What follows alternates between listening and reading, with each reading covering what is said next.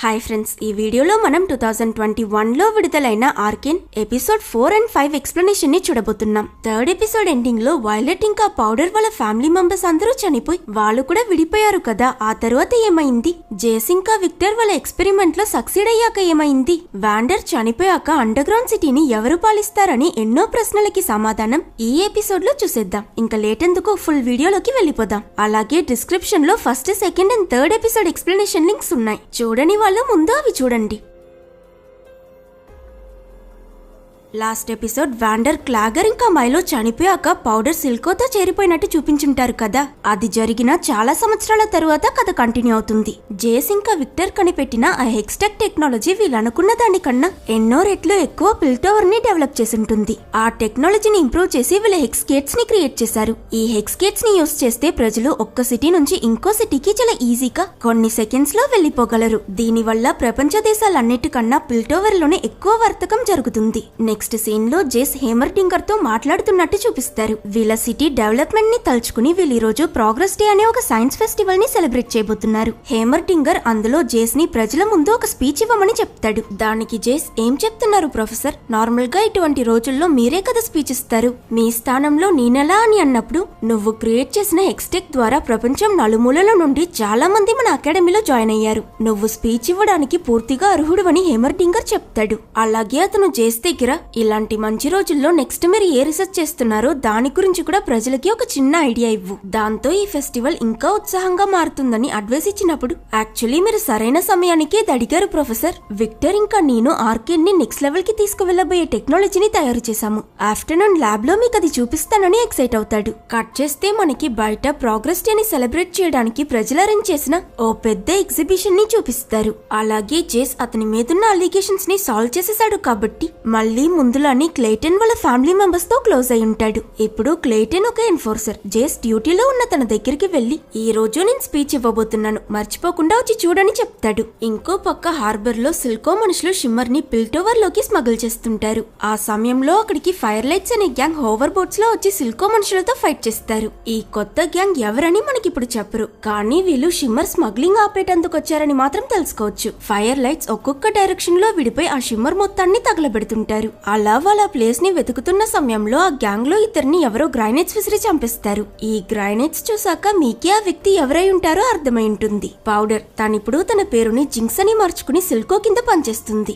Of course powder ఇప్పుడు ముందులా అన్నిటికీ భయపడే ఆ చిన్నపిల్ల కాదు. ఎల్లప్పుడూ చేతిలో మిషన్ గన్ పట్టుకు తిరిగే ఒక సైకో. అలాగే చిన్నప్పుడు చేసే ఆ టాయ్ గ్రైనేట్స్ కూడా ఇప్పుడు ప్రాణం తీసే పవర్ఫుల్ వెపన్స్ గా మారిపోయాయి. పౌడర్ ఫైర్ లైట్స్ తో ఫైట్ చేస్తున్నప్పుడు మధ్యలో ఒక అతని మస్ కింద పడిపోవడం చూసి అతన్ని తన అక్క వైలెట్ అనుకుని అపార్థం చేసుకుని పాత జ్ఞాపకాలన్నీ గుర్తు తెచ్చుకుని ఫీల్ చేస్తుంది. కొద్దిసేపట్లోనే ఆ భ్రమ నుంచి బయటకొచ్చి మొహమాటం లేకుండా ఆ వ్యక్తిని కాల్చి చంపేస్తుంది. ఇది చూసిన ఆ ఫైర్ లైట్స్ లీడర్ కోపంలో పౌడర్ దగ్గరకు వచ్చినప్పుడు తనేదో పిచ్చి పట్టినట్టు మిషన్ గన్ తీసి తన సొంత మనుషులను కూడా చూడకుండా అక్కడున్న అందరినీ షూట్ చేసి చంపిస్తుంది. ఇలా ఎలాగో వీళ్ళొచ్చిన పని అయిపోయింది కాబట్టి ఆ ఫైర్ లైట్స్ లీడర్ ని అతని మనిషి ఒక అతనొచ్చి కాపాడి తీసుకువెళ్లిపోతాడు. పౌడర్ తమ మనుషుల్ని కూడా చంపేసింది కాబట్టి సెవికా తనని ఆపి, అసలు నువ్వు ఎవరి కోసం పనిచేస్తున్నావు, కొంచెమైనా బుద్ధుందా అని తనని కోపంగా తిడుతుంది. ఇదిలా ఉంటే ఇంకోవైపు హేమర్డింగర్ చెప్పినట్టే వాళ్ళ ల్యాబ్ కి వచ్చాక జేస్ ఇంకా విక్టర్ వాళ్ళు క్రియేట్ చేసిన కొత్త ఇన్వెన్షన్ ని అతనికి చూపిస్తారు. ప్రతి చోట్లోనూ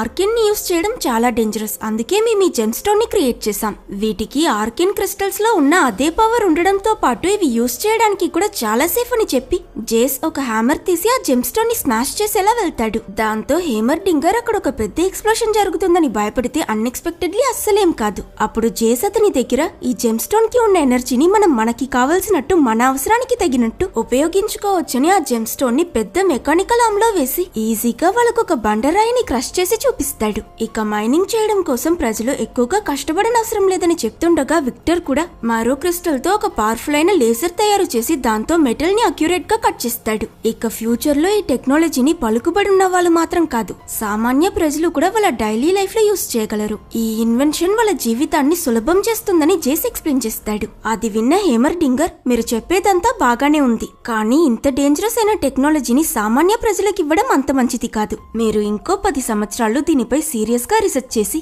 ఈ జెమ్ స్టోన్స్ ని తప్పైన దారిలో యూస్ చేయనివ్వకుండా ఎలా ఆపగలమో ఆ విషయాన్ని ముందు కనిపెట్టండి అని సలహా ఇస్తాడు. అలాగే అతను అక్కడి నుంచి వెళ్లిపోవడానికి ముందు జేస్ దగ్గర ఈ రోజు నువ్వు ఇవ్వబోయే స్పీచ్ లో ఈ జెమ్ స్టోన్స్ గురించి ఏం చెప్పొద్దని అడ్వైస్ చేస్తాడు. హార్బర్ లో జరిగిన ఆ ఫైట్ గురించి తెలుసుకుని ఇన్వెస్టిగేట్ చేయడానికి అక్కడికి ఎన్ఫోర్సర్స్ వెళ్తారు. వాళ్ళలో క్లైటన్ కూడా ఉంటుంది. అక్కడ ఎవిడెన్స్ కలెక్ట్ చేస్తున్న తను ఒక చోట గాయపడ్డ విలన్ సిల్కో మనిషి ఒక అతను ఇంకా ప్రాణాలతో ఉండడం చూసి దగ్గరికి వెళ్లి, నువ్వు అండర్ గ్రౌండ్ సిటీకి చెందినవాడివి కదా, నువ్వు ఎవరి కోసం పనిచేస్తున్నావు, నీ బాస్ ఎవరని అడుగుతుంది. కానీ దానికి అతను సమాధానం చెప్పడు. పౌడర్ ఓపెన్ ఫైర్ చేసినప్పుడు ఇతనికి కూడా ఒక బుల్లెట్ తగులుండడం వల్ల ఇప్పుడు చాలా సీరియస్ అయిన కండిషన్ లో ఉంటాడు. అండ్ సరిగ్గా ఈ సిచ్యువేషన్ లో అక్కడికి మార్కస్ వస్తాడు. గ్రేసన్ చనిపోయిన తరువాత ఇప్పుడు ఇతనే ఈ ఎన్ఫోర్సర్స్ అందరికీ కొత్త చీఫ్. నిజానికి సిల్కో మార్కస్ ని బెదిరించి అతని సహాయంతోనే ఈ స్మగ్లింగ్ లాంటి ఇల్లీగల్ పనులన్నీ చేస్తున్నాడు. సో మార్కస్ క్లేటన్ దగ్గర ఈ కేసుని మేము చూసుకుంటాం, నీకు వేరేదైనా పనుంటే వెళ్ళి చూసుకొని పంపించేస్తాడు. అండ్ ఇలానే మిగతా ఎన్ఫోర్సర్స్ నుంచి సిల్కో చేసే తప్పుల్ని మార్కస్ కవర్ చేస్తున్నాడు. ఇంకో పక్క వాండర్ చనిపోయాక సిల్కో అతని బార్ని తన కంట్రోల్లోకి తెచ్చుకున్నాడు. సెవికా అక్కడికి వెళ్లి సిల్కోని కలిసి, మేం పనిచేస్తుంటే పౌడర్ మధ్యలో దూరి అనవసరంగా మమ్మల్ని కూడా షూట్ చేసింది, తను రాకపోయింటే మేము ఈ టాస్క్ ని సక్సెస్ఫుల్ గా కంప్లీట్ చేసి ఉండేవాళ్ళం బాస్, కానీ తను మధ్యలో దూరి మొత్తం చెడగొట్టేసిందని ఎంత కంప్లైంట్ చేసినా సిల్కో అస్సలు పట్టించుకోడు. సెవికా వెళ్లిపోయాక ఇంతసేపు అక్కడే దాగునున్న పౌడర్ బయటకొచ్చి, నేను కావాలని చేయలేదు, ఫైర్ లైట్స్ లో ఒక అతన్ని చూడగానే నాకు వైలెట్ గుర్తుకొచ్చింది, అందుకే కన్ఫ్యూషన్ లో ఆ తప్పు చేసేసానని ఎక్స్ప్లెయిన్ చేస్తుంది. సిల్కో పౌడర్ ని సొంత కూతురులా పెంచుకుంటున్నాడు. అతను తన దగ్గర, మీ అక్క ఆ రోజే చనిపోయింది పౌడర్, తన గురించి మర్చిపోని చెప్తాడు. అలాగే ఈ ఇన్సిడెంట్ వల్ల తను మూడ్ ఆఫ్ అయి ఉంటుందని ఆలోచించి నెక్స్ట్ టాస్క్ ని సెవికా చూసుకుంటుంది, నువ్వు కొన్నాళ్ళకి రెస్ట్ తీసుకోని చెప్తాడు. అయినా తన టాస్క్ ని సెవికాకి ఇవ్వడం పౌడర్ కి అస్సలు నచ్చదు. కౌన్సిల్ మెంబర్ మెల్ హేమర్డింగర్ జేస్ ని అతని ఇన్వెన్షన్ గురించి స్పీచ్ లో ఏం చెప్పొద్దన్నాడన్న విషయం తెలుసుకుని తాను జేస్ ని మీట్ అయి, ఈ రోజు ప్రోగ్రెస్ డే, వేరే వేరే సిటీలో నుండి చాలా మంది ఇన్వెస్టర్స్ నీ స్పీచ్ ని వినడం కోసం ఇక్కడికి వచ్చారు, నువ్వు ఆ జెమ్ స్టోన్స్ గురించి మాట్లాడు, అది మన పిల్టోవర్ కి భారీ ఇన్వెస్ట్మెంట్స్ తో పాటు మంచి ప్రాఫిట్స్ ని కూడా తీసుకొస్తుందని చెప్తుంది. జే స్పీచ్ ఇవ్వడానికి స్టేజ్ మీదకి వెళ్తూ విక్టర్ ని కూడా తనతో రమ్మంటాడు. కానీ విక్టర్ కి ఒంట్లో బాలేకపోవడంతో నేను రాలేను, నువ్వెళ్ళని జేస్ ని పంపిస్తాడు. హెక్స్ టెక్నిక్ కనిపెట్టాక జేస్ పాపులారిటీ ఇప్పుడు సెలబ్రిటీకి తక్కువేం కాదు. అతన్ని చూడగానే పిల్టోవర్ ప్రజలు మొత్తం చప్పట్లో కొట్టి బాగా చీర్ చేస్తారు. జేస్ హేమర్డింగర్ చెప్పింది కూడా మంచికే అయ్యుంటుందని ఆలోచించి తన స్పీచ్ లో ఆ జెమ్ స్టోన్స్ గురించి మెన్షన్ చేయడు. దానివల్ల మెల్ ఇంకా విక్టర్ ఇద్దరూ డిసప్పాయింట్ అవుతారు. ఇంకో పక్క పౌడర్ తను తప్పు చేసేసింది కనుక మళ్ళీ సిల్కోని ఇంప్రెస్ చేయడం కోసం ఈసారి ఏదైనా పెద్దగా చేయాలని ప్లాన్ చేస్తుంది. క్లైటన్ తన ఎన్ఫోర్సర్ ఫ్రెండ్స్ తో మాట్లాడుతున్నప్పుడు సడన్ గా జేస్ ల్యాబ్ ఫైర్ అయిపోవడం గమనించి వెంటనే తను వాళ్ళందరినీ తీసుకుని అక్కడికి వెళ్తుంది. క్లైటన్ ఆ నిప్పు ఆర్పడానికి ప్రయత్నిస్తుండగా మిగతా ఎన్ఫోర్సర్స్ ఆ బిల్డింగ్ లో నుంచి ఎవరో హెల్ప్ కోసం అరిచే సౌండ్ వినిపించి త్వరగా వాళ్ళని కాపాడడం కోసం లోపలికి వెళ్తారు. ఈ ఫైర్ కి కారణం మరెవరో కాదు, పౌడర్. తను కొన్ని ఎక్స్ప్లోసివ్స్ తో లోపలికొచ్చిన ఆఫీసర్స్ అందరినీ చంపిస్తుంది. అలాగే తను అక్కడి నుంచి వెళ్లిపోవడానికి ముందు జేస్ ఇన్వెంట్ చేసిన ఆ జెమ్ స్టోన్స్ ని కూడా తీసుకువెళ్లిపోవడం క్లైటన్ చూసేస్తుంది. అండర్ గ్రౌండ్ సిటీకి చెందిన ఒక క్రిమినల్ కి ఆ జెమ్ స్టోన్స్ దొరికిపోయాయని తెలిసిన వెంటనే కౌన్సిల్ మెంబర్స్ అందరూ తొందరగా జేస్ తో ఒక మీటింగ్ కండక్ట్ చేస్తారు. ఆల్రెడీ స్వాన్ పీపుల్ షిమ్మర్ తో ఎక్స్పెరిమెంట్ చేస్తున్నారు. ఇక ఈ జెమ్ స్టోన్స్ ని కూడా వెపన్ లా వాడే అవకాశం ఉంది కనుక జేస్ ఈ సిచ్యువేషన్ నార్మల్ అయ్యేదాకా హెక్స్టెక్స్ ప్రాజెక్ట్స్ అన్ని స్టాప్ చేద్దాం, అలానే హెక్స్ గేట్స్ ని కూడా కొన్ని రోజులకి సీల్ చేసేద్దామని అంటాడు. అయినా దానికి కౌన్సిల్ మెంబర్స్ లో ఒక్కరు కూడా ఒప్పుకోరు. బికాస్ హెక్స్ గేట్స్ ని క్లోజ్ చేస్తే చాలా మంది అన్ఎంప్లాయిడ్ అయిపోతారు. దీనివల్ల పిల్టోవర్ స్టేటస్ కూడా తగ్గిపోతుంది కాబట్టి వేరే ఏదైనా దారి చూడమంటారు. ఆ సమయంలో కౌన్సిలర్ మెల్ వాళ్ళకి ఇంకో ఐడియా ఇస్తుంది. జేస్ పిల్టోవర్ సేఫ్టీ కోసం తన వర్క్ మొత్తాన్ని క్లోజ్ చేయడానికి కూడా రెడీగా ఉన్నాడు. అలాగే అతనికి మాత్రమే ఈ హెక్స్ గేట్స్ ని సేఫ్ గా ఎలా చూసుకోవాలో తెలుసు కనుక కొత్త ప్రాబ్లమ్స్ ని అవాయిడ్ చేయడం కోసం అతన్ని ఒక కౌన్సిలర్ గా ప్రమోట్ చేద్దామని సజెషన్ ఇస్తుంది. ఇది మంచి డిసిషనే అని అందరికీ అనిపించినా పిల్టోవర్ పుట్టినప్పటి నుంచి కౌన్సిల్ మెంబర్స్ 7 మాత్రమే ఉన్నారు. ఇప్పుడు సడన్ గా 8వ కౌన్సిలర్ ని తీసుకురావాలా అని ఆలోచిస్తారు. అప్పుడు హేమర్డింగర్ తను కూడా ఒక సైంటిస్టే కనుక కౌన్సిల్ లో 2 సైంటిస్టులు వద్దని జేస్ కి తన స్థానాన్ని ఇస్తాడు. పౌడర్ జేస్ ల్యాబ్ నుంచి ఆ జెమ్ స్టోన్స్ ని మాత్రం కాకుండా ఎన్నో రీసెర్చ్ డాక్యుమెంట్స్ ని కూడా తీసుకొచ్చుంటుంది. ఇంప్రెస్ అయిన పౌడర్ వాటిని చదివి కొత్త కొత్త వెపన్స్ ని తయారు చేయడం మొదలు పెడుతుంది. మరోవైపు సిల్కో పౌడర్ అతని పర్మిషన్ లేకుండా చాలా మంది ఎన్ఫోర్సర్స్ ని చంపేసింది కాబట్టి తనపై చాలా కోపంగా ఉంటాడు. చెప్తాడు. ఫైనలీ సిల్కో పౌడర్ దగ్గర అసలు నువ్వెందుకు ఇదంతా చేసావని అడిగినందుకు తను సింపుల్ గా అతని కోపం చల్లార్చడం కోసం ఆ జెమ్స్టోన్స్ ని తీసి ఇస్తుంది. క్లైటన్ ఇంట్లో ఈ కేసు గురించి ఆలోచిస్తున్నప్పుడు జేస్ తనని వెళ్లి కలుస్తాడు. అప్పుడు తను అతని దగ్గర మొన్న హార్బర్ లో స్మగ్లింగ్ చేయడానికి ప్రయత్నించిన వాళ్ళు మరియు నీ ల్యాబ్ నుండి జెమ్స్టోన్స్ ని దొంగతనం చేసింది ఒకే గ్యాంగ్ అయ్యుంటారు. ఎందుకంటే ఈ 2 చోట్లలోనూ నేను ఇదిగో ఈ సింబల్ ని చూశాను. వాళ్ళని ఎలా అయినా పట్టుకోవాలని చెప్తున్నప్పుడు జేస్ తన దగ్గర అతను ఇప్పుడు ఒక కౌన్సిల్ మెంబర్ అయ్యాడన్న విషయం చెప్పి క్లైటన్ రియాక్ట్ అయ్యేలోగా తనకి ఒక కొత్త ఉద్యోగం ఆఫర్ చేస్తాడు. నిన్నటి ఎక్స్ప్లోషన్ లో నువ్వు ఆల్మోస్ట్ చనిపోయి ఉండేదానివి క్లైటన్. నీ సేఫ్టీ కోసమే నేను ఇది చెప్తున్నాను. నీకు ఈ ఉద్యోగం వద్దని అంటాడు. అయినా తను నా ఫ్రెండ్స్ చావుకి కారణమైన వాళ్ళని పట్టుకోకుండా నేను వెనకడుగు వేయనని చెప్తుంది. అందుకే నెక్స్ట్ సీన్ లో తను వీళ్ళు స్మగ్లింగ్ లో ఇన్వాల్వ్ అయిన ఆ సిల్కో మనిషిని అరెస్ట్ చేశారు కదా, అతనికి ఆ గ్యాంగ్ గురించి ఏమైనా తెలుసుండొచ్చని అతన్ని కలవడం కోసం వెళ్తుంది. అయినా జైలర్ తన దగ్గర మీరు ప్రస్తుతం ఆ వ్యక్తిని కలవడం కుదరదని చెప్తాడు. తను ఏమైందని అడిగినప్పుడు కొన్ని రోజులకి ముందు అతన్ని ఈ జైల్ కి చెందిన ఇంకో ప్రిజనర్ అటాక్ చేయడం వల్ల ఆ వ్యక్తి జాలైన్ ఇరిగిపోయిందని ఎక్స్ప్లెయిన్ చేస్తాడు. అది విన్న క్లైటన్ ఈ పని చేసింది ఎవరా అని ఆ అటాకర్ ని కలవడం కోసం వెళ్తుంది. తన ఖైదీ ఉన్న సెల్ దగ్గరికి వెళ్లి చూస్తే లోపలున్నది ఇంకెవరో కాదు, వైలెట్. లాస్ట్ ఎపిసోడ్ ఎండింగ్ లో మార్కస్ తనని పట్టుకున్నాక అరెస్ట్ చేసి జైల్లో వేసేశాడు. అప్పట్నుంచి ఇన్ని సంవత్సరాలుగా తన జైల్లోనే ఉంది. అయినా సిల్కో ఈ విషయాన్ని పౌడర్ దగ్గర నుంచి దాచి వైలెట్ చనిపోయిందని అబద్ధం చెప్పాడు. వైలెట్ క్లైటన్ ని చూసి ఎవరు నువ్వని అడగడంతో ఈ ఎపిసోడ్ ఎండ్ అవుతుంది. ఈ ఎపిసోడ్ ని క్లైటన్ ఫ్లాష్ బ్యాక్ చూపిస్తూ స్టార్ట్ చేస్తారు. గతంలో తన ఒక షూటింగ్ కాంపిటీషన్ లో గ్రేసన్ తో పోటీ పడింది. అందులో వీళ్ళిద్దరూ ఒకరికి ఒకరు తక్కువ కాదన్నట్టు తమ టార్గెట్స్ ని షూట్ చేస్తూ వెళ్తుంటారు. గ్రేసన్ కి విన్నింగ్ ఛాన్స్ ఉన్నా తను కావాలని లాస్ట్ టార్గెట్ ని షూట్ చేయకుండా వదిలేయడంతో ఈ కాంపిటీషన్ లో క్లైటన్ గెలుస్తుంది.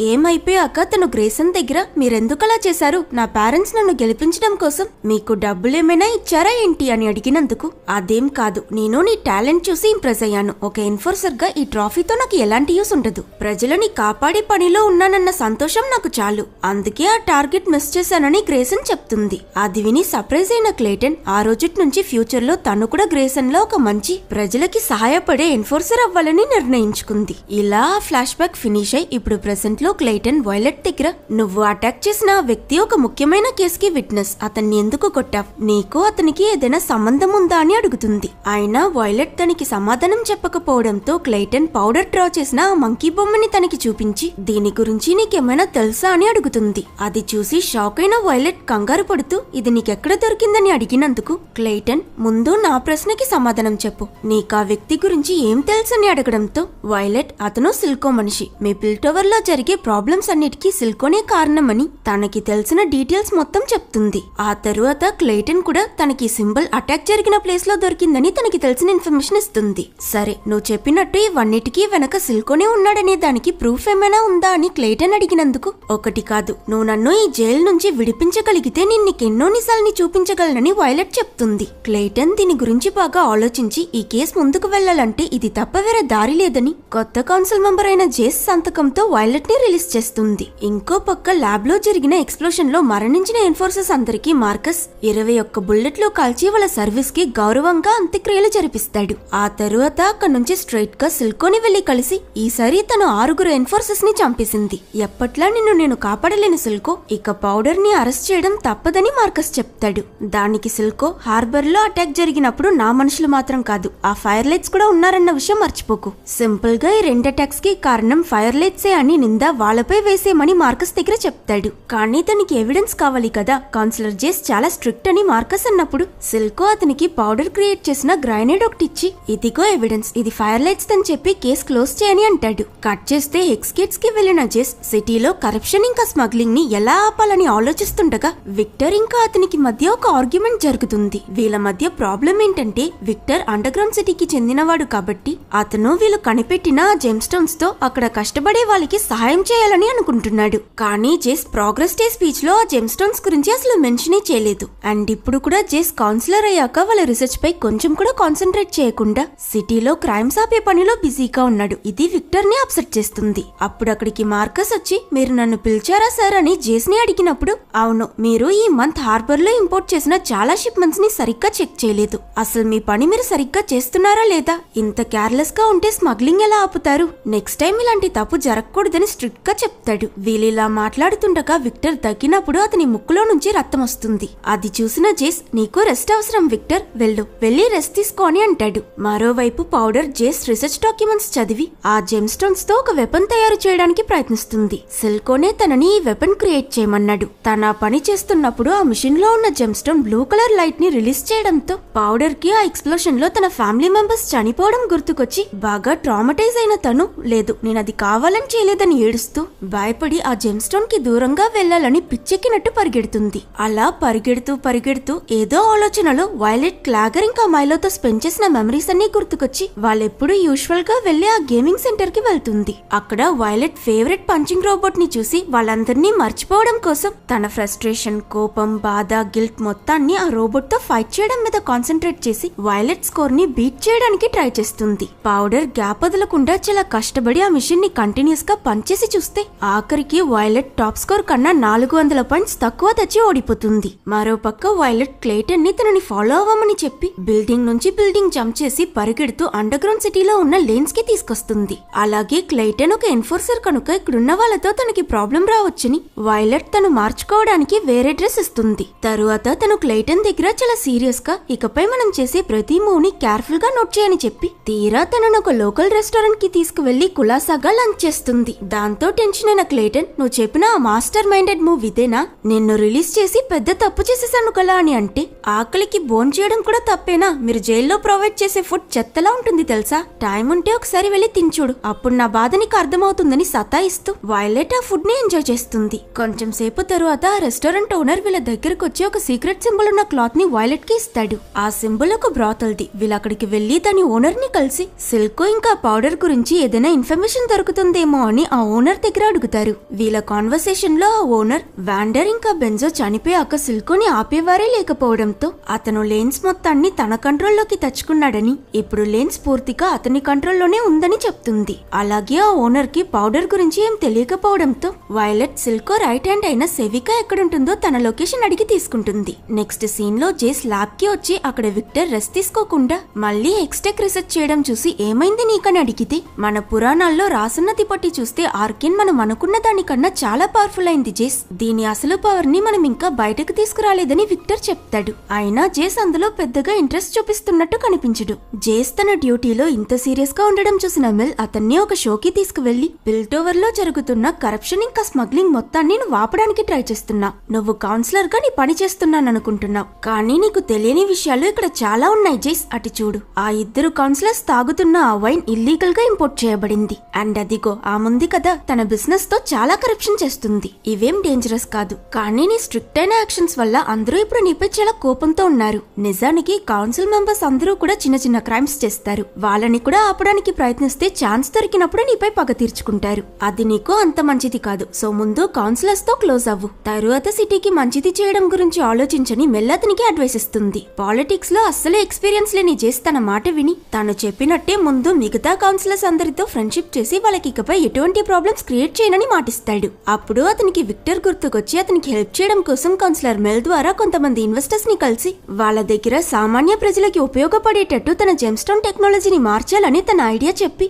వాళ్ళని బాగా ఇంప్రెస్ చేయడంతో వాళ్ళు కూడా ఇన్వెస్ట్ చేయడానికి ఒప్పుకుంటారు. అదే సమయానికి ఇంకోవైపు విక్టర్ ఉదయం నుంచి కొంచెం కూడా రెస్ట్ లేకుండా ఆర్కిన్ ఫుల్ పవర్ ని యూటిలైజ్ చేయడం ఎలా అని కనిపెట్టడానికి ప్రయత్నిస్తుంటాడు. టైం అయిపోయింది సార్, నేను ఇంటికి వెళ్లిపోతున్నాను. ఎప్పట్లా నాతో ఇంటి దాకా నడిచి కంపెనీ ఇవ్వరా అని అడిగినప్పుడు లేదు, ఈ రోజు నేను బిజీగా ఉన్నాను, రాత్రంతా ఇక్కడే పని చేయబోతున్నానని విక్టర్ చెప్తాడు. దాంతో విక్టర్ ని ప్రేమిస్తున్న అసిస్టెంట్ పిల్ల డిసప్పాయింట్ అవుతుంది. తాను వెళ్లిపోయాక విక్టర్ చాలాసేపు ఆ క్రిస్టల్ ని అన్లాక్ చేయడానికి ప్రయత్నించి ఏదీ ఫలించక మళ్ళీ అతని నోరు ముక్కు నుండి రక్తం కారి అన్కాన్షియస్ అయి అక్కడే పడిపోతాడు. అప్పుడు ఆ క్రిస్టల్ విక్టర్ రక్తానికి రియాక్ట్ అయినట్టు చూపిస్తారు. అక్కడి నుంచి విక్టర్ కి నెక్స్ట్ డే తెల్లవారి హాస్పిటల్ బెడ్ మీద మెలకు వస్తుంది. కళ్ళు తెరిచిన విక్టర్ దగ్గర జేస్ నువ్వింకా కొన్ని రోజులు మాత్రమే ప్రాణాలతో ఉంటావని డాక్టర్ చెప్పారని అంటాడు. నెక్స్ట్ సీన్ లో పౌడర్ ఆ క్రిస్టల్ తో వెపన్ క్రియేట్ చేయడానికి భయపడుతుంది కాబట్టి సిల్కో తనని ఇంతకు ముందు అతను వాండర్ తో ఫైట్ చేసిన ఆ రివర్ దగ్గరికి తీసుకువెళ్లి ఇక్కడే వాండర్ నాకు ద్రోహం చేసి నన్ను చంపడానికి ప్రయత్నించాడు.